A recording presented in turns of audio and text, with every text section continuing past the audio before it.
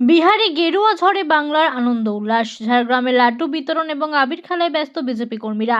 বিহার নির্বাচনে গেরুয়া ঝড় বইতেই বাংলা জুড়ে আনন্দ উল্লাস শুরু করেছেন বিজেপি কর্মী সমর্থকেরা। জেলায় জেলায় চলছে নানা কর্মসূচি এবং উদযাপন।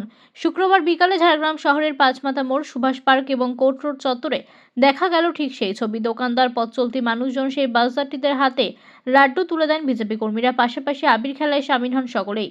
চারিদিকে উৎসবমুখর পরিবেশ তৈরি হয় শহর জুড়ে। এদিনের কর্মসূচিতে উপস্থিত ছিলেন জেলা বিজেপির নেতৃত্ববৃন্দ। তাদের দাবি, বিহারের ফলাফল আগামী দিনের বাংলাতেও রাজনৈতিক পরিবর্তনের বার্তা বহন করবে।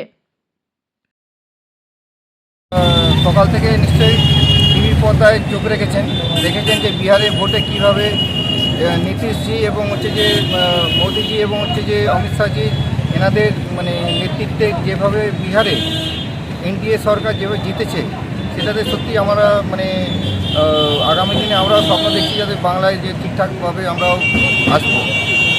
আগামী 26-এর যে নির্বাচন রয়েছে বাংলাতে, তাহলে কি মনে হচ্ছে বিহারের মতো এখানেও ফলো? অবশ্যই এসআইআর যদি ঠিকঠাক হয় এবং যে যদি আপনারা একটা জিনিস খেয়াল করবেন যে বিহারে এত বড় ভোট হলো, একটাও কিন্তু রক্তপাত হয়নি এবং কোনো বডি কিন্তু পড়েনি, ঠিক আছে। কিন্তু বাংলায় ভোট হলে এখানে রক্তপাত হয়, আরও অনেক কিছু হয়।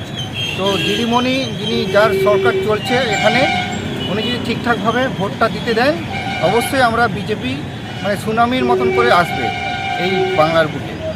भारत माता के, भारत माता के।